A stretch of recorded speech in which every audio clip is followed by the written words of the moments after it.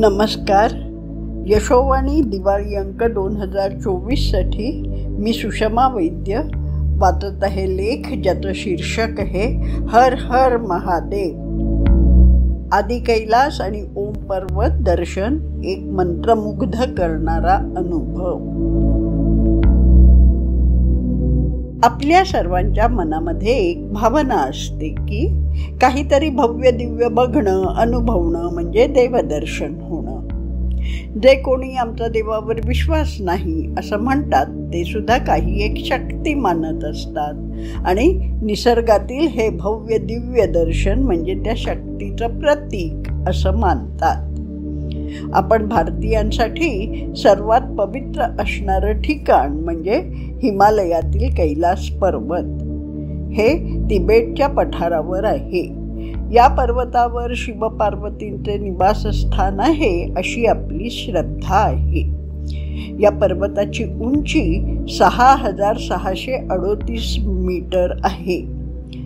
हिमालयातील एव्हरेस्ट शिखर हे जास्त उंचीवर असून सुद्धा पादाक्रांत करण्यात आले असले तरी कैलास शिखरावर मात्र अजूनही जगातील एकही वीर चढाई करू शकला नाहीये. हे शिखर जरी आपण हिंदू धर्मियांचं पवित्र स्थळ असलं तरी ते तिबेटच्या पठारावर आहे आणि भारतीय लोकांना करोनानंतर तिथे जाण्यासाठी चायना गव्हर्नमेंटने बंदी केली होती, ती अजून उठवली नाही. जरी तिथे जाण्यास बंदी असली तरी आज मी इथे जी माहिती देणार आहे ती आपण भारतीयांसाठी खूप महत्त्वपूर्ण अशी माहिती आहे. आपल्याला कैलास म्हटल्यावर मानस कैलास हे एकच नाव डोळ्यासमोर येतं, परंतु कैलासची एकूण 5 शिखरे आहेत. त्यातील मानस कैलास सोडता बाकी 4 शिखरे ही हिमालयातच असून आपण भारतातूनच दर्शनासाठी तेथे जाऊ शकतो. ती शिखरे अशी: मणिमहेश कैलास, आदि कैलास आणि ओम पर्वत, श्रीखंड कैलास आणि किन्नौर कैलास. इथे जाण्यासाठी आपल्याला दुसऱ्या देशाच्या परवानगीची जरुरी पडत नाही. कैलास शिखरावर जाण्यासाठी ECG नॉर्मल असणे आणि फॅमिली डॉक्टरचे फिट असल्याचे मेडिकल सर्टिफिकेट आवश्यक आहे. 15,000 फूट उंची असल्यामुळे तिथे प्राणवायू विरळ असतो. शिवशंभूच्या दर्शनासाठी जाणे ही गोष्ट सहजासहजी होणारी नाही. त्यासाठी आपल्याला काही कष्ट हे घ्यावेच लागतात. तिथे जाण्यासाठी आपल्याला काही अंतर पायी चढावे लागते, पण त्यानंतर मिळणारे फळ हे घेतलेले कष्ट हे तत्क्षणी विसरायला लावते. आज मी इथे आदि कैलास आणि ओम पर्वत, जे पूर्वी जाण्यास अत्यंत कठीण असलेले ठिकाण म्हणजे 180 किलोमीटरचा ट्रेक असलेले, पण आता 3 वर्षांपासून आपल्या गव्हर्नमेंटनी तिथे जाण्यासाठी म्हणजे मिलिटरीसाठी त्यांनी रस्ता बनवल्यामुळे आता आपल्याला फक्त 4 किलोमीटर ट्रेक करावा लागतो. अशा या आदि कैलास आणि ओम पर्वत इथे आम्ही केलेल्या प्रवासाचं वर्णन मी आता ऐकवणार आहे.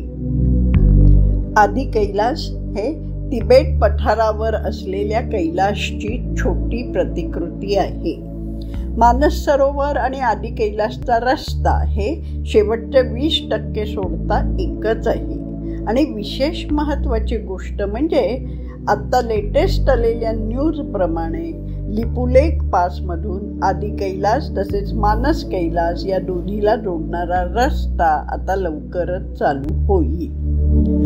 आपल्या गव्हर्नमेंटच्या अथक प्रयत्नामुळे हा भाग दुसऱ्या देशाच्या ताब्यात न जाता आपल्या देशाच्या अखत्यारीत राहिला आहे, परंतु येथे नित्य मिलिटरी कार्यरत असते. तेथे जायला आणि 40 किलोमीटरवर असलेल्या नाभी ढांग या गावात राहायला परमिट घ्यावे लागते. तेथे 2 दिवस राहण्याची परवानगी मिळते.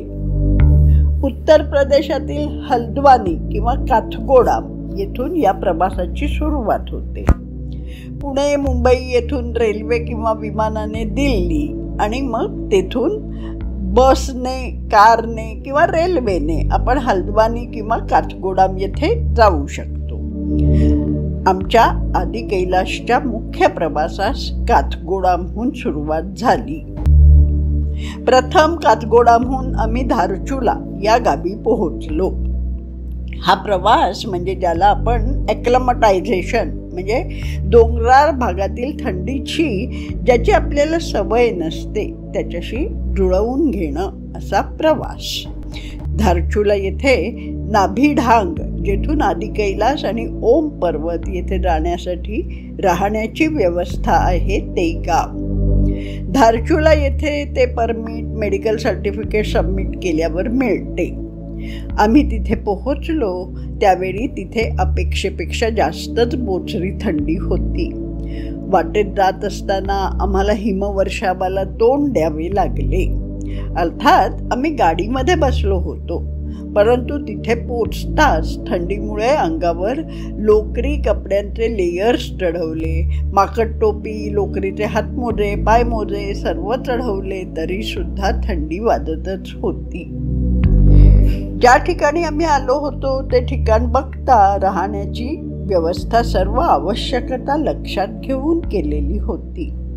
दुसऱ्या दिवशी पहाटेच उठून 30 किलोमीटरवर असलेल्या आदि कैलास दर्शनासाठी तयार झालो. बर्फासारखे गार पाणी असले तरी सुद्धा आंघोळीसाठी 1 बालडी भरून गरम पाणी आणून देत होते. आदल्या दिवशी रात्री पाऊस आणि ढगांनी आकाश भरलेले असून सुद्धा सकाळी निरभ्र अशा आकाशात तेथून दिसणारे कैलास आम्हाला जणू काही आमच्याकडे बघून हसतच आहे असा भास झाला. नाभिढांग येथून आपल्याला पहिले कैलास दर्शन होते. जरी हिमालयातील हवामानाची आपण कधीच खात्री देऊ शकत नाही तरी सुद्धा शिवकृपेमुळे आम्हाला आज दर्शन घडणार या विचारानेच आम्ही उत्साहात पहाटे पहाटे त्यांनी दिलेला गरम गरम हर्बल चहा पिऊन, ज्यामुळे प्राणवायूची लेव्हल राखणे थोडे सोपे जाते, आम्ही तो पिऊन मार्गस्थ झालो. आदि कैलास शिखर 2 किलोमीटर आणि गौरीकुंड 2 किलोमीटर असा हा 4 किलोमीटरचा चढ. 4 किलोमीटर म्हणजे काहीच नाही असं सुरुवात करताना आपल्या मनात येतं, परंतु 13-14 हजार फूट उंचीवर जेव्हा आपण चढायला सुरुवात करतो तेव्हा तेथील 1-1 किलोमीटर अंतर म्हणजे सपाटीवरचे 6-7 किलोमीटर अंतर हे प्रमाण लक्षात घेतले पाहिजे. चढायला सुरुवात तर आम्ही मोठ्या जोमात केली होती, परंतु अर्धा किलोमीटर अंतर जेमतेम कापले असेल नसेल. आदि कैलास आता प्रत्येक पुढच्या टाकत असलेल्या पावलागणिक आम्हाला चढाचं महत्त्व जाणवून देत होतं.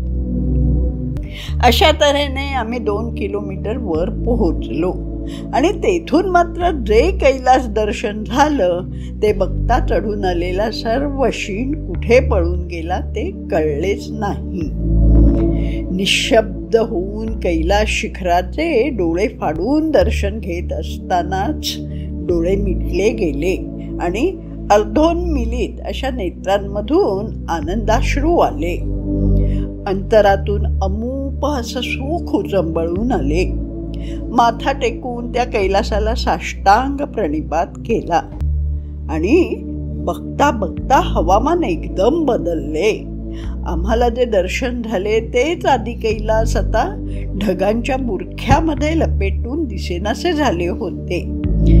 आमच्या नंतर तिथे पोहोचणाऱ्यांना आता कैलास दर्शन तिथपर्यंत येऊन सुद्धा होऊ शकणार नव्हते. देवाचे बोलावणे आले म्हणून दर्शन झाले या भाविकांच्या शब्दाचा अर्थ त्यावेळी आम्हाला पूर्णपणे उमगला. कैलास शिखर एक मंत्रमुग्ध करणारा अनुभव, त्याचं वर्णन करायला शब्द अपुरे आहे. याआधी मी मानस कैलास, मणिमहेश कैलास हे 2 कैलास दर्शन केले होते. आदि कैलास दर्शन हे माझे 3रे कैलास दर्शन होते. प्रत्येक वेळी कैलासची भव्य दिव्यता बघताना, त्याच्या पुढे नतमस्तक होताना आपण किती क्षुद्र आहोत ही जी जाणीव होते ती शब्दात सांगणं कठीण. दुसऱ्या दिवशी आम्ही परत नाभिडांहून जेथून ओम शिखराचे दर्शन होते तिथे गेलो. मे महिन्याच्या शेवटी या शिखरावर ओम या आकारात बर्फ शिल्लक राहते. ओम पर्वत दर्शनासाठी निघाल्यावर प्रथम आम्ही मनोकामना देवीच्या देवळात गेलो. पुढे कालापानी हे काली नदीचे उगमस्थान, ज्याच्या समोरच व्यास गुफा हे शिखर आहे, जिथे व्यासमुनींनी तपश्चर्या केली, त्याचं दर्शन होतं. अजूनपर्यंत व्यास गुफा या शिखरावर सुद्धा कोणीही चढाई करू शकलेले नाही. तेथील दुसऱ्या शिखराला शेषनाग पर्वत म्हणतात. ही शिखर मालिका शेषनागाशी साम्य करणारी, त्याप्रमाणे फणा असलेली अशी लांबून दिसते. ओम शिखर दर्शनाला जाताना काली मातेचे आशीर्वाद घेऊनच पुढे जायचे असते. हा सर्व भाग आपल्या भारतीय सैन्याच्या ताब्यात असून तेथे मराठा रेजिमेंटने चालवलेले कॅन्टीन आहे. मराठा रेजिमेंटच्या कॅन्टीनमधून आम्ही वडापाव घेऊन आणि त्यांच्याशी संवाद साधून आम्ही पुण्याहून दर्शनास आलेलो असल्याचे त्यांना सांगितले. ओम पर्वत शिखराचं जेथून दर्शन होतं तेथपर्यंत तुम्ही त्यांच्या स्पेशल जीपमधून जाऊ शकता. परंतु तिथे गाडीतून उतरल्यावर जो वारा आणि थंडी आणि याचा सहन न होणारा गारवा, लोकरीचे लेयर्सच्या लेयर्स अनेक स्तर अंगावर असून सुद्धा अंगाला बोचत होता. आमच्यावर जणू काही भोलेनाथाची कृपाच असल्यामुळे आम्हाला ओम शिखराचे धुके, पाऊस, ढगाचं आच्छादन असं काहीही न होता अवर्णनीय असं डोळ्याचं पारणं फेडणारं दर्शन घडलं. आणि पुन्हा एकदा त्याच्यासमोर नतमस्तक होताना आपल्या क्षुद्रतेची जाणीव झाली. अशा तऱ्हेने आमची दर्शनाची मनोकामना पूर्ण होऊन आम्ही परतीच्या वाटेला लागलो. आम्हाला जे आदि कैलास आणि ओम पर्वत यांचं दर्शन झालं ते चित्र आजही मनावर जसेच्या तसे कोरलेले आहे. आज सुद्धा त्या आठवणीने माझ्या अंगावर रोमांच उभे राहत आहेत.